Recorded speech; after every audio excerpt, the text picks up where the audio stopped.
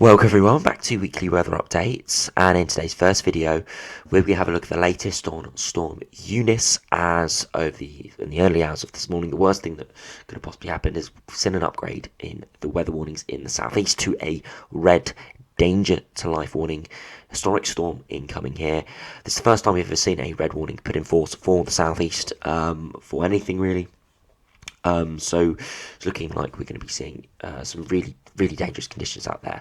And I know this video is a bit late in terms of the warnings actually started, but this warning was only put in, if I do scroll down briefly, this warning was only put in at 3:44 this morning, so not a lot of time ahead of this warning from the Met Office, but of course they have issued it now, and I think it's my duty to make a video on it to make sure if there's anyone out there who hasn't seen the warning yet or still plans to go out and can avoid going out, they may decide to change their plans. Only if it's only one person, then I feel like I've done a good job. So.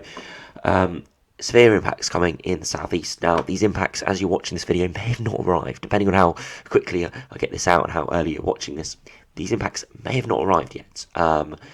This warning zone goes all the way to 3 p.m. this afternoon, with the main amber warning zone going all the way into the afternoon and early evening. And you can see Storm Eunice causing significant disruption and dangerous conditions due to extremely strong wind on Friday. Again, similar to the red warning in the southwest, flying debris resulting in danger to life, damage to buildings and homes with roofs blown off and power lines brought down, roads, bridges and railway lines closed with delays and cancellations to bus, train, ferry services and flights, power cuts affecting other services such as mobile phone coverage, large waves and beach material being thrown onto the coastal roads, seafronts and homes. Again, 60 to 70 miles per hour gusts are likely widely, and 80 miles per hour are in a few places, mainly along the coast. Now, I've said this before in yesterday's video, 70 miles per hour is the threshold for hurricane force winds. Now, in a hurricane, those are sustained winds, and here, sustained winds are likely not to exceed maybe 50 miles per hour, 40, 50 miles per hour, maybe 55, 60 in the far southwest along the coast, which is more tropical storm strength winds. But those gusts are still severe. We don't have the infrastructure to cope with these sort of conditions. We have very tall trees. We have trees that have got a lot of leaves on, or beginning to start to sprout some leaves as we head into spring. So please, do take the necessary precautions out there and do stay at home if possible, as this warning is not what we'd hoped. And I hope this storm would have downgraded a couple of days ago, but it's not. So everyone, please take the necessary precautions. So if we do have a look at the live radar very briefly. There we go.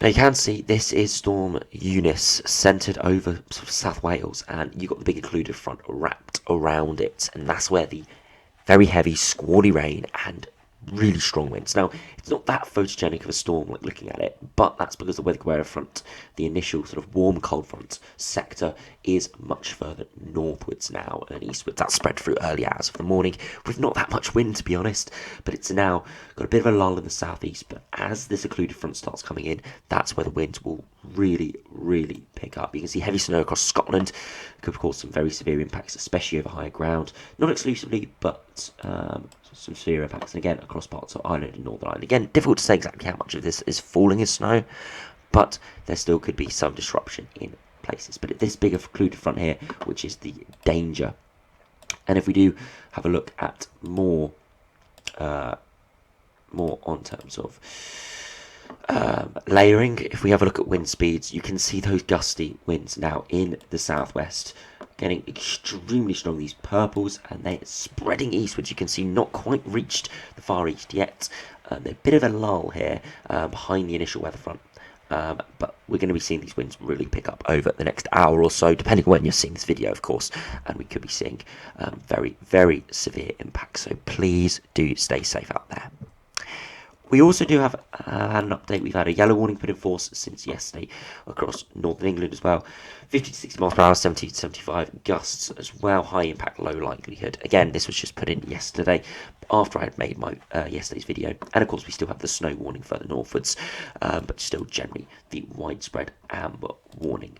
So yeah, severe impacts coming in over the course of today. Please do stay safe out there. I just want to make sure to get this update out so anyone who has not seen the red warning put in force in the southeast can take the necessary precautions. So please stay safe out there, and I hope to see you again for another video soon.